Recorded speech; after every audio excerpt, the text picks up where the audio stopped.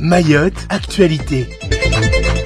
Pour l'édition du jour, nous parlerons de la crise de l'eau, de la gestion des déchets, nous irons à Chirongui, justice, et puis nous finirons avec les 6 orques qui sont actuellement dans le lagon. Mais tout d'abord, à la une de ce journal, je vous le disais en titre, crise de l'eau avec l'adaptation de la distribution de l'eau aux élèves. En effet, c'est pour faire face aux difficultés que rencontrent certaines familles à donner de l'eau potable à leurs enfants que la préfecture adapte le dispositif de distribution d'eau dans les écoles. Ainsi, la sécurité civile qui potabilise l'eau pour améliorer les conditions de vie des habitants de l'île. Désormais, les stocks dans des jerrycans qui sont distribués dans les écoles concernées par des difficultés d'approvisionnement. Et les enseignants aident les enfants à remplir leurs gourdes à partir des jerrycans. Et en fin de journée, les jerrycans sont remises à la sécurité civile pour un nouveau remplissage. À noter aussi que pour l'ensemble des communes de Mayotte, des délais de remise en eau vont se rallonger. Ceci posera évidemment des problèmes dans les écoles qui ne sont pas encore raccordées au chemin de l'eau. Néanmoins, hier, le préfet de l'eau, Gilles Cantal, a rassuré que des cuves supplémentaires seront mises à disposition des écoles non raccordées afin que les communes puissent les installer à leur charge.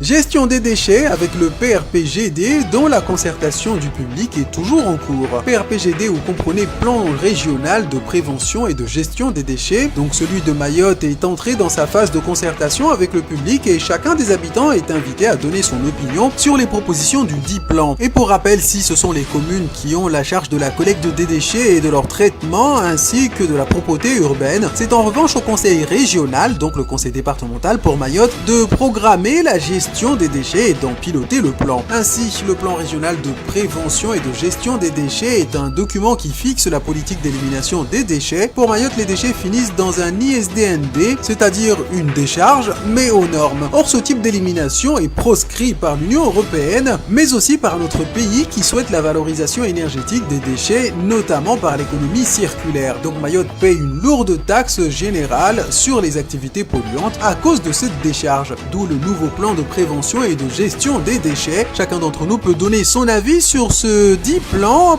dans les locaux des intercommunalités ainsi qu'au siège du conseil départemental ou bien sur le site internet qui s'affiche actuellement à l'écran. Et on en vient maintenant à la situation de Chirongui où il y a un risque d'affrontement. En effet, d'ici la fin de semaine, la situation risque de devenir très compliquée à Chirongui à cause de ces appels à la violence qui circulent sur les réseaux sociaux avec une échéance donnée pour le 13 octobre. Depuis quelque temps, il existe des tensions sporadiques à Chirongui entre les villages de Chirongui et celui de Timkoura, Mramadoudou n'étant pas bien loin. Mais voilà que depuis hier, ce sont des messages qui circulent sur les réseaux sociaux, notamment sur Facebook, où des jeunes de Mramadoudou expliquent qu'ils vont se venger à Chirongui et à Timkoura. La police municipale dit prendre les menaces au sérieux. Elle s'inquiète de ce qui pourrait se dérouler le 13 octobre dans la mesure où des contentieux existent déjà entre les différents villages, que la loi du talion et la logique de vengeance priment généralement chez les délinquants. Et comme on dit chez nous, Jichetema, puisque de la violence au tribunal il n'y a qu'un pas, venons-en maintenant à la justice. Avec le procès de Toalibou Fred, dit Racaille, un manque d'originalité affligeant. Hier s'est ouvert le procès aux assises de celui qui a été au cœur d'une série de crimes qui ont marqué la population le 3 mai 2018, à savoir le surnommé Racaille. Il est présumé membre de la bande de Magnélé, qui a d'ailleurs témoigné à la barre en tant que témoin. Racaille est accusé d'avoir participé avec une vingtaine d'autres malfrats à une nuit de terreur comprenant vol, violence et séquestration à la station d'épuration de Tsararano, mais aussi 2 cambriolages violents dans la commune de Dembéni toujours, ainsi qu'un vol de bateau à Kanikeli.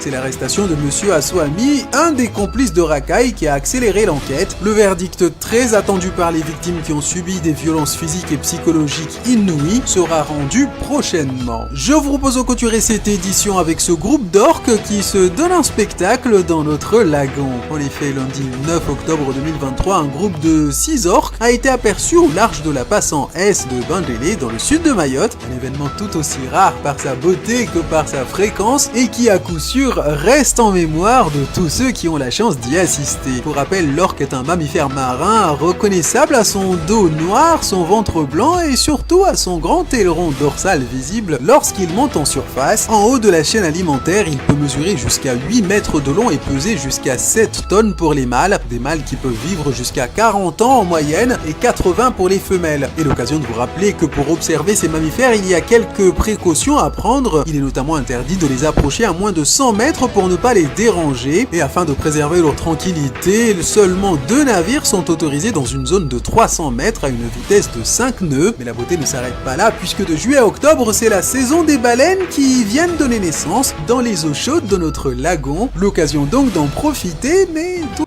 Première information à partager avec vous, on signale des jeunes qui sont en train de se regrouper au rond-point du Manguier et qui prendraient la direction du rond-point du Baobab. Donc, voilà, faut faire attention parce qu'il y a des risques de caillassage. Ensuite, autre information, regardez cette première photo, avant la photo, communiqué de presse qui est tombé hier soir très tard.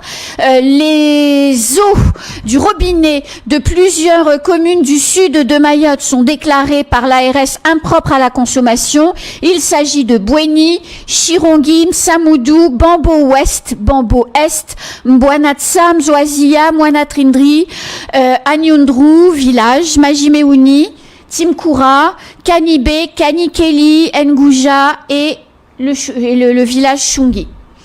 En gros, c'est le Grand Sud, quoi. C'est toute la pointe sud, à partir de Chirongui jusqu'au bout. Là, tout est en panique intégrale. L'eau du robinet ne peut pas être consommée. Il faut dans tous les cas la faire bouillir à grosses bulles pendant 5 minutes avant de pouvoir la boire. C'est une mauvaise nouvelle encore, évidemment. Quels impacts pour les élèves dans les écoles? J'insiste beaucoup là-dessus parce que depuis la rentrée, il y a quand même des soucis. Écoutez, il va encore devoir fermer en tout cas les établissements. Si l'eau elle est complètement impropre, donc les établissements malheureusement ils ne peuvent pas ouvrir. Comme je disais, il y a beaucoup d'élèves qui en profitent d'être à l'école pour pouvoir boire de l'eau. C'est comme ça, donc là ils vont devoir alors est-ce qu'ils vont fermer ou est-ce qu'ils vont faire comme ils ont fait à Longoni hier, où ils ont distribué, la sécurité civile a peut-être entendu et lu aussi les articles qu'on a écrits dans France Mayotte Matin autour des pollutions liées au plastique. Les petits sachets semblent avoir disparu et seraient remplacés par des espèces de petits cubis en plastique mais réutilisables. Donc ils fabriquent l'eau, ils remplissent les jerrycans, ils appellent ça des jerrycans. Ensuite, ils les disposent dans les écoles. Quand c'est vide, ils récupèrent et ils re-remplissent. Est-ce que, justement, ces jerrycans ne pourraient pas permettre de maintenir les écoles ouvertes, Christophe, Cassandra? Il y a plein de choses que vous dites ce matin. C'est un peu dur de répondre, mais on va essayer. Pourquoi? Non, parce qu'il y a plein d'infos, plein de questions dans une seule question. Ah, mais je suis en forme. Hier, c'était pas le cas, mais aujourd'hui, je le suis. Voilà, non, mais... Faut que je me rattrape. Non, mais ce qu'on peut dire, c'est que l'agence régionale de santé continue son information sur le contrôle et la qualité de l'eau, et ça c'est important de pouvoir le dire. Dès que l'eau n'est pas potable, elle le dit. Dès que l'eau est de nouveau de bonne qualité, elle le dit. Donc elle informe, et c'est important qu'on puisse relayer, comme on me le fait ce matin, de pouvoir dire de faire attention et de rappeler ces messages de prévention. Ça c'est la première chose. S'agissant de l'école, effectivement, l'information est tombée tard. La sécurité civile va probablement s'organiser pour aller faire les distributions d'eau dans les écoles pour pouvoir continuer à assurer les cours. Les cours. Donc ça sera en lien avec les communes et avec le rectorat.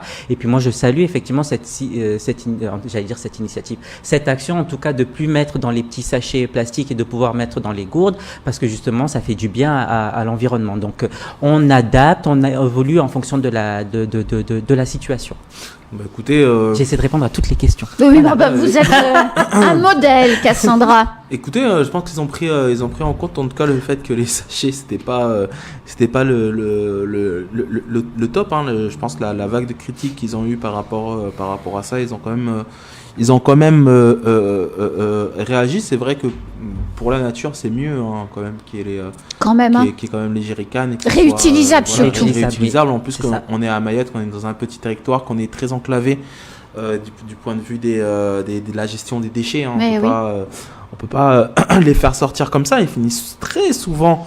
Très souvent dans le lagon. Dans le lagon, ouais. Donc c'est vrai que de ce côté-là, c'est une bonne chose pour Pour les élèves, il faudrait s'en renseigner au niveau de la loi. Moi, il me semble que quand l'établissement n'a plus d'eau, et il faut laisser partir les enfants. Je pense qu'il y a la question de faire boire les enfants, mais il y a la question aussi des sanitaires. Mais si l'eau est impropre à la consommation, elle peut quand même être utilisée pour les toilettes. Donc, je sais pas exactement là comment les choses se passent, mais il me semble qu'on n'a pas besoin d'eau potable pour.